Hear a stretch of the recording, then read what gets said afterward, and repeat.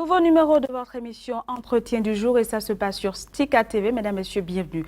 La Côte d'Ivoire dispose d'une usine d'assemblage d'ordinateurs, une usine qui se verra bientôt agrandie grâce à un projet financé par l'État ivoirien en partenariat avec le président directeur général du groupe Serco, un jeune promoteur béninois. Il est également docteur en sciences de l'information et de la communication. Il est ici dans ce studio avec moi. Il s'agit bien évidemment de Alain Kapochichi. Merci d'avoir accepté notre invitation et bienvenue. Merci. Alors, pourquoi un tel projet et d'où est venue cette idée? D'abord, il faut comprendre que la Côte d'Ivoire voudrait devenir le hub technologique de l'Afrique de l'Ouest, tout au moins. Et dans cette perspective, en fait, la Côte d'Ivoire a mis en place une zone franche industrielle. Et pour pouvoir justement donc permettre à ce que de projets importants puissent se faire dans la zone franche, l'État ivoirien a eu un don donc, du gouvernement indien à travers un programme qui a été mis en place pour financer 10 projets importants, notamment des projets donc, pour l'extension d'une unité d'assemblage, mais aussi une station terrienne, un laboratoire d'ADN, des centres de télécom, etc. Et donc c'est dans ce sens-là que la Côte d'Ivoire a lancé un appel d'offres, un appel à candidature pour sélectionner des projets majeurs et donc suivant un processus, le groupe Serco a été retenu et le processus a été long, mais nous avons finalement donc signé une convention pour exploiter l'unité qui sera mise à disposition de moins par l'État ivoirien.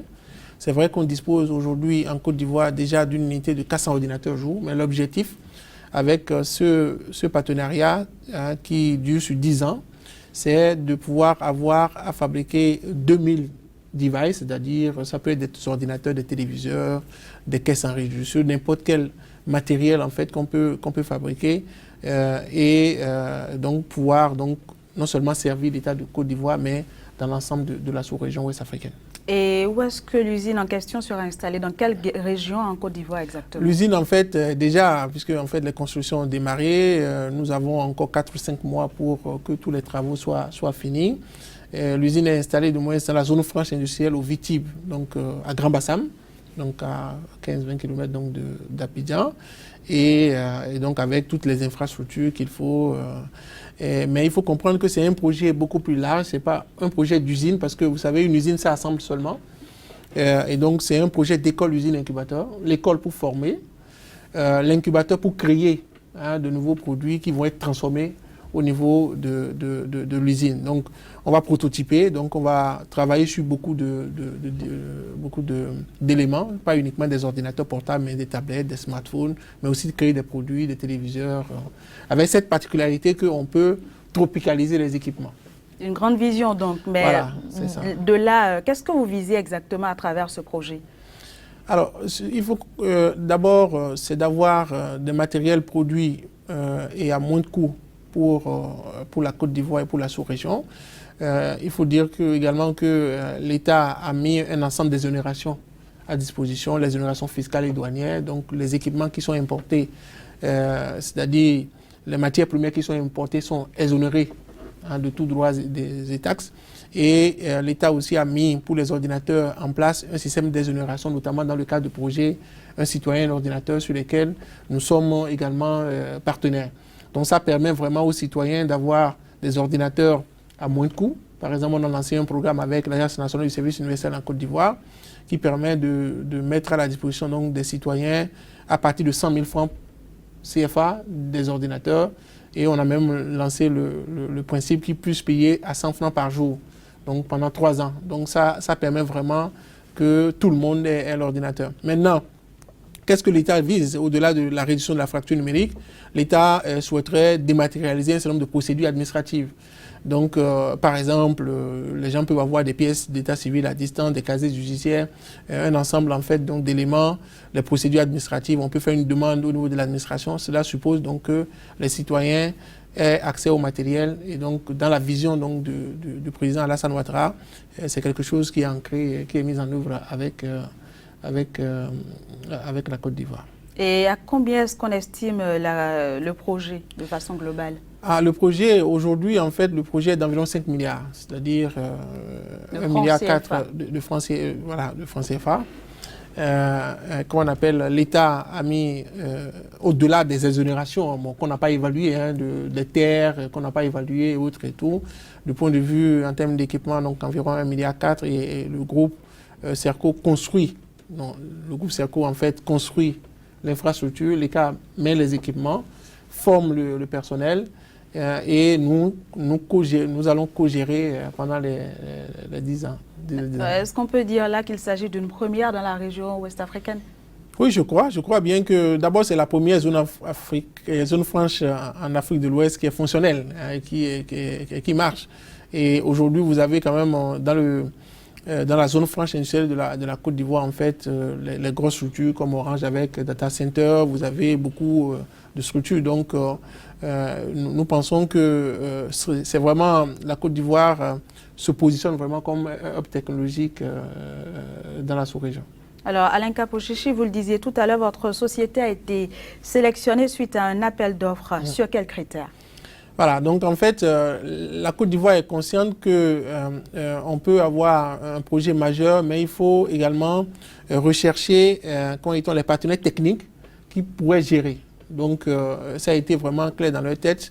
Et contrairement à ce qui se fait dans beaucoup d'environnements, les gens pourraient aller chercher leurs parents ou bien une structure débutante pour faire. La Côte d'Ivoire a voulu d'abord que les gens puissent avoir une expérience déjà avérée, une technicité aussi, et un ensemble de partenariats qui permet en fait de pouvoir non seulement financer l'infrastructure, mais aussi d'exploiter de manière à ce qu'il y ait une rentabilité derrière. Donc, je pense que le leadership aussi, ceux qui portent le projet, leur qualité à compter.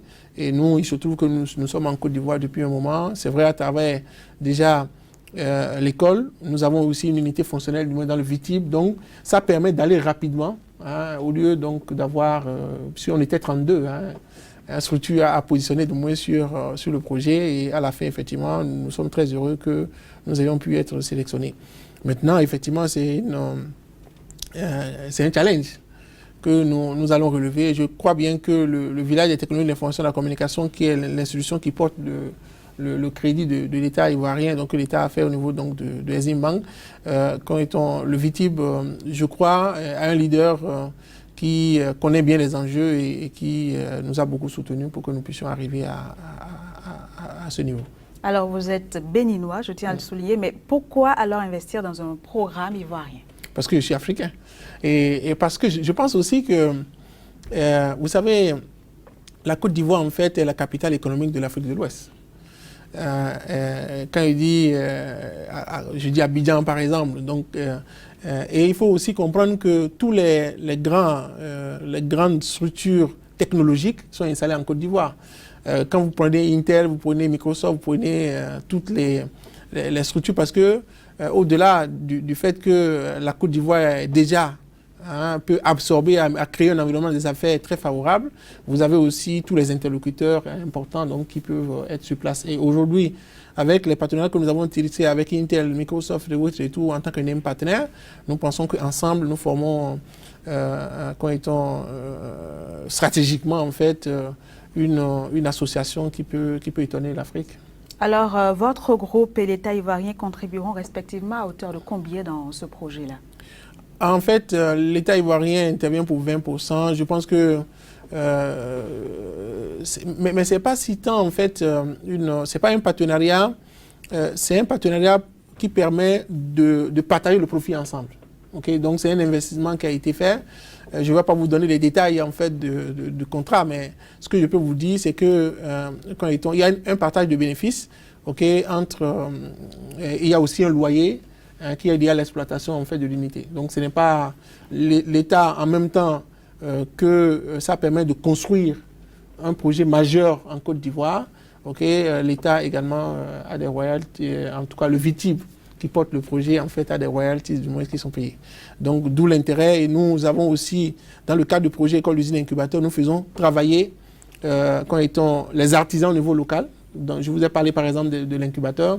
Donc, dans l'incubateur, le principe, c'est que nous allons recruter des jeunes qui vont avoir des idées. Le principe également, c'est que nous allons travailler avec l'artisanat local pour fabriquer par exemple des montres connectées, des masques qui parlent, des statuettes avec des caméras du moins. Donc vous avez beaucoup de projets qui seront lancés et qui vont permettre de positionner aussi le tourisme, parce que l'objectif c'est vraiment donc de dynamiser déjà le niveau technologie, mais aussi le niveau touristique. D'accord. Alors, est-ce qu'il y a déjà une date butoir, une date fixée pour la mise en service justement de l'unité? Voilà. En fait, l'unité, la construction en fait est prévue pour être terminée autour du mois de décembre. Donc normalement, si tout va bien, nous devons procéder à l'inauguration donc des installations en janvier, février. Ça dépendra en fait du calendrier du chef de l'État ou bien des personnes en fait qui vont être impliquées dans l'inauguration. Mais je pense que c'est un projet important et qui va donner du visage à la Côte d'Ivoire émergente et au fait qu'en Afrique, on peut aussi produire localement des produits made in Côte d'Ivoire qui soient vraiment, véritablement utiles pour la sous-région. Alors, peut-être un mot de fin pour finir cet entretien? Mon mot de fin serait pour vous remercier. Je pense que l'objectif, ce qu'il faut qu'on commence en fait à dire aux Africains, c'est qu'il faut que nous cultivons donc l'esprit qui nous permet de consommer africain, parce que ça nous permettra, in fine, donc de donner plus d'emploi aux jeunes et de garder les ressources au niveau local. Donc je voudrais prier tout le monde donc de consommer les produits. Il y en a déjà qui sont produits aujourd'hui, mais on va monter véritablement à un niveau qui permet d'avoir des produits moins chers, mais de bonne qualité. Alors, je tiens à le rappeler, Alain Kapochichi, vous êtes ici en tant que partenaire sur le projet d'agrandissement d'une unité d'assemblage d'ordinateurs en Côte d'Ivoire et sur un partenariat avec l'État ivoirien. Vous êtes également docteur en sciences de l'information et de la communication. Merci beaucoup d'avoir accepté d'échanger avec nous sur ce sujet. Merci beaucoup. Mesdames, Messieurs, vous l'avez compris, ce sera tout pour ce numéro de votre émission Entretien du jour sur SICA TV. On se dit à très bientôt.